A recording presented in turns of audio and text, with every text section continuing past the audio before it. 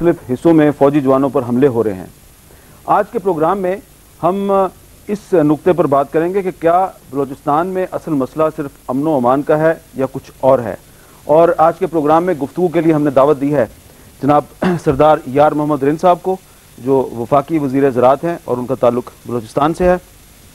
ان کے ساتھ ہم نے دعوت دی ہے جناب ڈاکٹر عبدالحی بلوچ صاحب کو، جن کا تعلق پونم سے ہے۔ ان کے ساتھ ہم نے دعوت دی ہے جناب سینیٹر محمد علی درانی صاحب کو، جن کا تعلق ہے مسلم لیگ کے ساتھ، اور ان کے ساتھ ہیں جناب سینیٹر ثناء اللہ بلوچ صاحب، وہ بھی یہاں پونم کی نمائندگی کر رہے ہیں۔ جی سردار یار محمد رند صاحب، آپ وفاقی وزیر بھی ہیں اور بلوچستان سے آپ کا تعلق بھی ہے، اس وقت مسئلہ کیا ہے بلوچستان میں؟ دیکھیں جی، جہاں تک مسائل کا تعلق ہے تو وہ تو ان سے پوچھا جائے جو اس قسم کی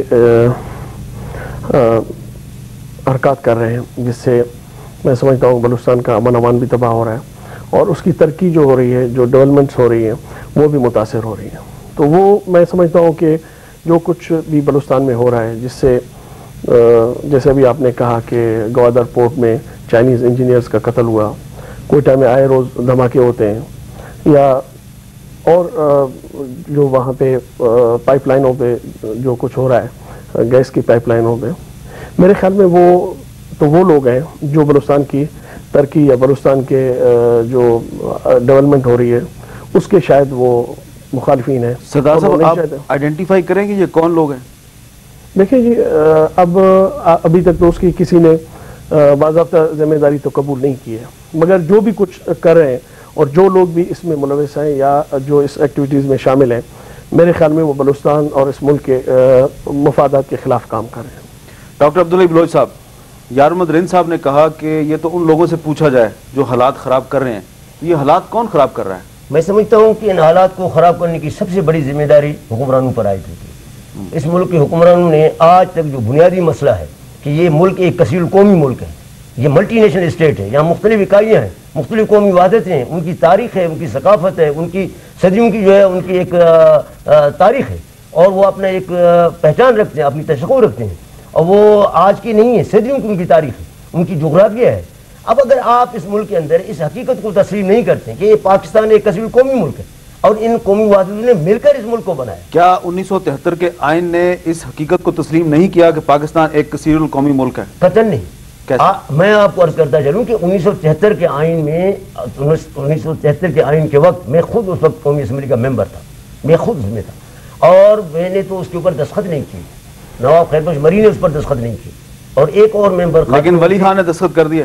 میں وہ بھی عرض کرتا چلوں، وہ بھی آپ سے عرض کرتا چلوں، انہوں نے بھی اس شرط پر دستخط کیے تھے کہ اس وقت انہوں نے کہا تھا کہ جناب یہ کنکرنٹ لسٹ جو ہے یہ 10 سال تک ہے، اس کے بعد یہ ختم ہو جائے گی، اور 2 لسٹ ہو جائیں، وفاق اور قومی وحدتوں کا جو لسٹ ہے، جنسوبوں کا جو لسٹ ہے، اور اکائیوں کی جو اختیارات ہیں۔ اس ملک میں وادنی طرز حکومت ہو، آمرانہ طرز حکومت ہو، عوام کے حق حاکمیت نہ ہو، اور بالخصوص سب سے جو قومی وحدت ہے بلوچستان، جیسے آپ نے فرمایا 44% اس کا رقبہ ہے۔ آپ حیران ہوں گے یہ سن کر کہ ہم آج پینے کے پانی کے محتاج ہیں، اور بنیادی سہولتیں تو درکنار، سر کی ہمارے پاس کوئی انفراسٹرکچر نہیں، کوئی ہمارے پاس تعلیمی سہولتیں نہیں، کوئی ہمارے پاس صحت کی سہولتیں نہیں۔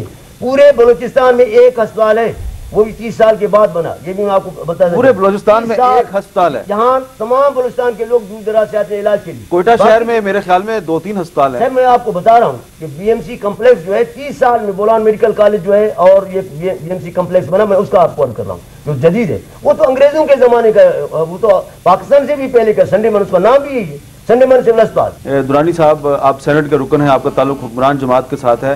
عبدالحی بلوچ صاحب کا یہ کہنا ہے کہ بلوچستان کا صوبہ باقی صوبوں کی نسبت بہت پسماندہ ہے، اور ان کا کہنا ہے کہ وہاں پہ صحت اور تعلیم کی جو سہولیات ہیں وہ بہت کم ہیں۔ تو یہ جو بلوچستان کو ان کے بقول نگلیکٹ کیا گیا ہے، اس کا ذمہ دار کون ہے؟ جناب، جہاں تک صحت اور تعلیم کا تعلق ہے تو یہ بنیادی طور پر صوبائی سبجیکٹس ہیں، اور اس کی ذمہ داری جو ہے یقینی طور پر صوبائی حکومتوں پہ آتی ہے۔ ماضی میں بہت سی حکومتیں وہاں رہی ہیں، انہوں نے جس نے اپنی ذمہ داری اگر ادا نہیں کی تو یقیناً وہ اس کا ذمہ دار ہوگا۔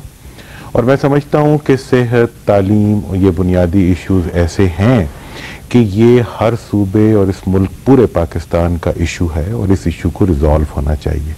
جہاں تک حئی صاحب کا تعلق ہے 73 کے کانسٹیٹیوشن کے بارے میں اور मुख्तलिफ इकाइयों के बारे में। सबसे बड़ी बात तो ये है कि इसमें कोई शक नहीं है कि पाकिस्तान एक फेडरेशन है और इसमें मुख्तलिफ इकाइयाँ जो हैं वो शामिल हैं, और ये मुल्क उस वक्त तक हकीकी मानों में जमहूरी अमल की तरफ, मुस्तहकम जमहूरियत की तरफ और आवाम की खुशहाली की तरफ नहीं बढ़ सकता जब तक तमाम इकाइयों को उनका हक और उनकी हैसियत जो है वो ना दी जाए। अब जहाँ तक ताल्लुक है कि वो हक और हैसियत की लिमिट्स क्या है, इसका फैसला ना हाई साहब ने करना है ना मैंने करना है, इसका फैसला अवाम ने करना है। इसका फैसला बलूचिस्तान के अवाम ने भी करना है। आज भी बलूचिस्तान के अवाम ने फैसला किया है और आज भी बलूचिस्तान में जो हुकूमत है वो बलूचिस्तान के अवाम की नुमाइंदा हुकूमत है। और बहरहाल अगर अक्सरियत और अक़लियत की आरा में इख्तलाफ हो तो आरा का इख्तलाफ जो होता है उसको हमेशा गुफ्तगू, डायलॉग और कंसेंसस के ज़रिए रिजॉल्व किया जाता है। उसके लिए कन्फ्रंट्रेशन और लड़ाई और शिद्दत पसंदी, शिद्दत के नतीजे में, लड़ाई के नतीजे में तालीम नहीं बढ़ती, तरक्की नहीं होती, हस्पताल नहीं बनते, उसके नतीजे में हर चीज़ उजड़ती है। नवला बलोच साहब, मेरा सवाल ये था हई बलोच साहब से और यार मोहम्मद रिंद साहब से भी कि मसला क्या है, हालात ख़राब कौन कर रहा है? चले हम ये मानते हैं कि सूबा बलूचिस्तान जो है वो पसमानदा है, वहाँ पर बहुत सी सहूलियात दीगर सूबों की निस्बत अभी नहीं पहुँची, तो क्या इसके रद्द-ए-अमल में ये हमले हो रहे हैं, बम धमाके हो रहे हैं? आमिद मीर साहब, शुक्रिया आपका, या आपने इंतहाई मौजू की तरफ हम सबकी तवज्जो दिलाई।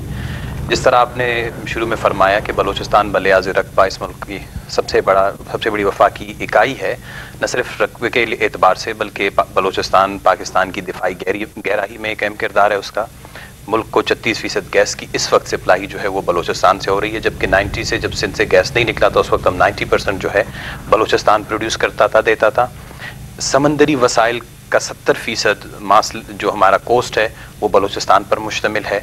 हमारे दो बड़े फ्रंटियर्स जो बॉर्डर्स हैं ईरान और अफगानिस्तान के साथ, वो बलूचिस्तान की जानिब से मिलते हैं।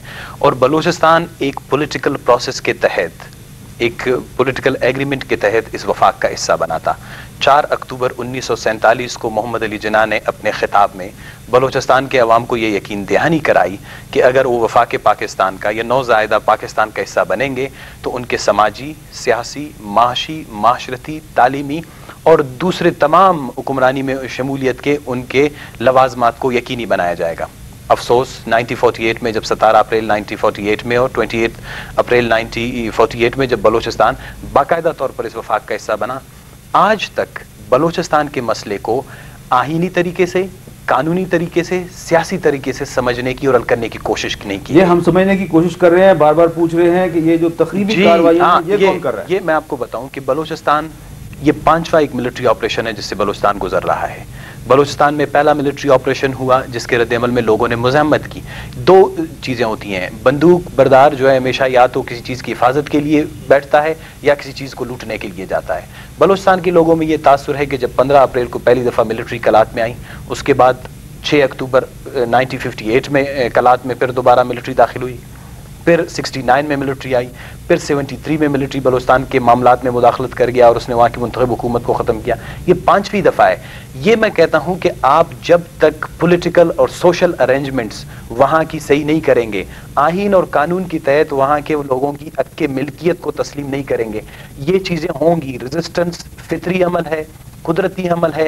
ये सिर्फ बलूचिस्तान में नहीं हो रहा, इस वक्त अफ्रीका इससे मुतासिर है, जनूबी एशिया के काफ़ी दीगर इलाके इससे मुतासिर हैं, इराक इससे मुतासिर है, कश्मीर इससे मुतासिर है, फ़लस्तीन इससे मुतासिर है, जहाँ पर लोगों की, क्योंकि गुर्बत तो आपने मेरे सवाल का जवाब नहीं दिया। मैं आपका ये कार्रवाइयाँ जो तकरीबी कार्रवाइयाँ ये कौन कर रहा है? कोई तकरीबी कार्रवाई नहीं हो रही, बल्कि हम ये समझते हैं कि लोगों को तकरीबी कार्रवाइयाँ जो नज़र आ रही हैं हमें, ये खुद सरकार की अपनी पैदा करता है।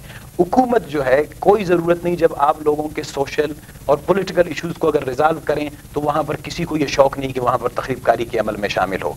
बलूचिस्तान के मामलात को सियासी तरीके से हल करने की बजाय हमेशा ताकत के ज़रिए दबाने की कोशिश की गई। 42,000 के करीब फेडरल जो हमारा फ्रंटियर कोर है वो गुज़िश्ता 35 साल से वहाँ पर बैठ के बजट का रही है। अब रिसेंटली 3 ब्रिगेड्स जो हैं बलूचिस्तान में मूव कर दिए गए। 15 अरब रुपए پولیس کو لیویز کو پولیس میں جو ہے ٹرانسفارم کرنے کے لیے کنورٹ کرنے کے لیے مختص کیے گئے ہیں، اسی طرح اربوں روپے کنٹونمنٹس کے لیے. تو لوگوں کی ایک بنیادی خواہش ہے کہ ہمیں اسلحہ دیکھنے کا، ہمیں ٹینکیں دیکھنے کا، ہمیں فوجی چاونیاں دیکھنے کا شوق نہیں ہے. ہم سماجی اور معاشی لحاظ سے